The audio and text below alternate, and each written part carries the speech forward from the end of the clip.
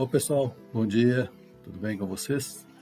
Domingo maravilhoso o Senhor preparou para nós, né? Uma chuvinha boa, caindo, e Deus abençoando a terra com a semente. Vamos lá para o nosso estudo de hoje.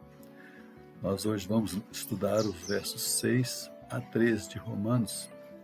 Na semana passada nós vimos que a incredulidade do povo trazia tristeza para o coração de Paulo e principalmente de Deus, pois aquele povo era o povo escolhido de Deus, né?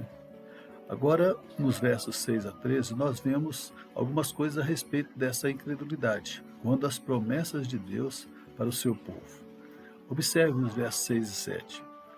Não que a palavra de Deus haja faltado, porque nem todos os que são de Israel são israelitas, nem por serem descendência de Abraão são todos filhos, mas em Isaque será chamada a tua descendência.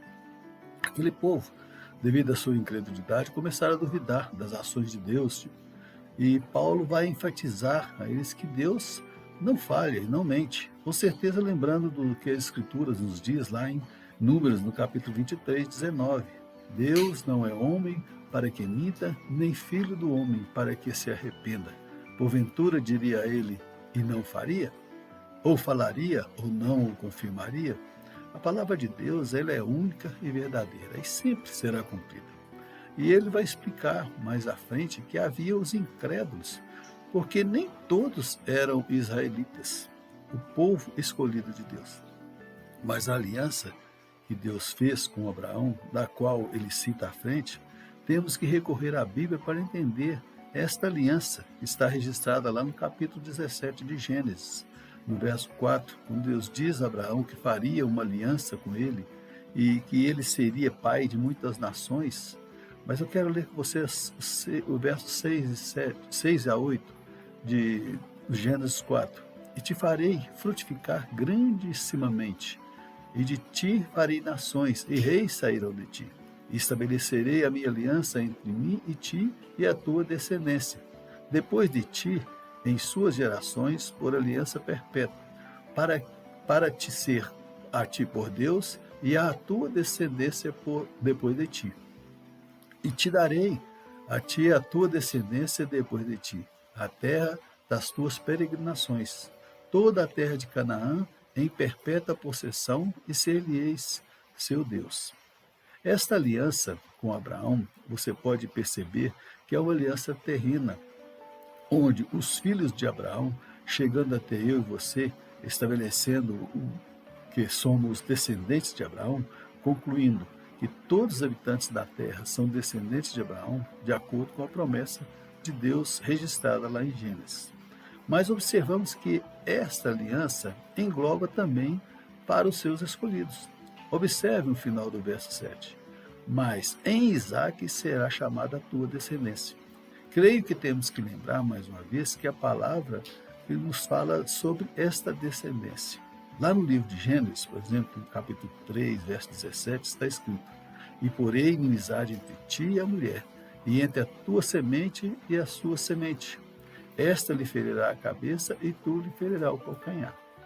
Quando houve o pecado, Deus afirma que o filho da mulher seria aquele que pisaria a cabeça da serpente, que todos nós sabemos também é conhecido como Satanás. Em Abraão foi estabelecida, no entendimento, a aliança terrena para todos os habitantes da terra, mas também essa aliança divina e celestial que foi estabelecida para que desta linhagem nascesse o Redentor, o Filho de Deus, que podemos comprovar lá no livro de Mateus, no capítulo 1, você vai ver lá a genealogia de Jesus, né? Eu não vou ler aqui, porque é extensa, mas para que você não atrapalhe a sua leitura também, para você ter essa curiosidade de olhar essa genealogia. E a promessa se cumpriu na vida do Filho, gerado de mulher, para vencer a morte e aprisionar de vez a serpente, na sua segunda vida, né? Conforme está registrado lá no livro de Apocalipse. Mas voltemos aqui ao livro de Romanos. Vamos procurar entender os versos seguintes, de 9 a 10. Vão confirmar esta aliança eterna, onde conhecemos a história. Sara, mesmo sendo velha e estéril, Deus lhe abençoou e ele teve um filho E observem o que diz o Gênesis 17, 19.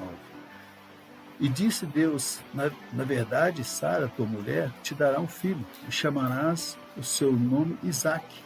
E com ele estabelecerei a minha aliança, por aliança perpétua para a sua descendência depois dele. Não uma aliança terrena infinita, mas uma aliança perpétua.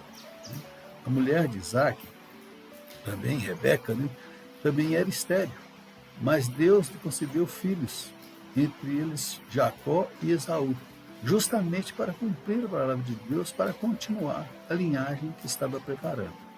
Mas tem um fato interessante que Deus estabelece para cumprir os seus propósitos.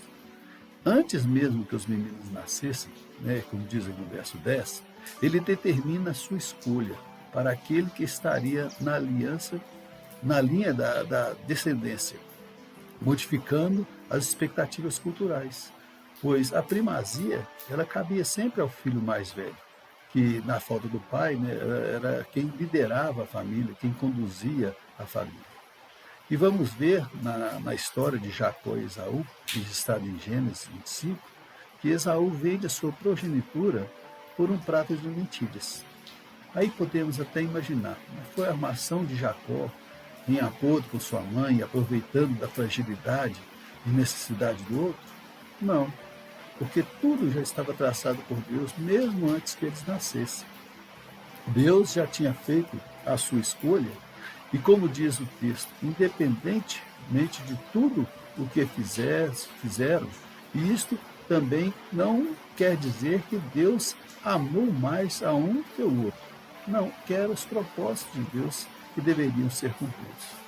Quando observamos a história apenas no contexto dos fatos narrados, podemos até pensar que agiram por trapaça, mas devemos observar tudo dentro dos planos e propósitos de Deus. O que podemos entender com essa porção da palavra é que mesmo o povo sendo incrédulo, não atrapalham as promessas de Deus para eles.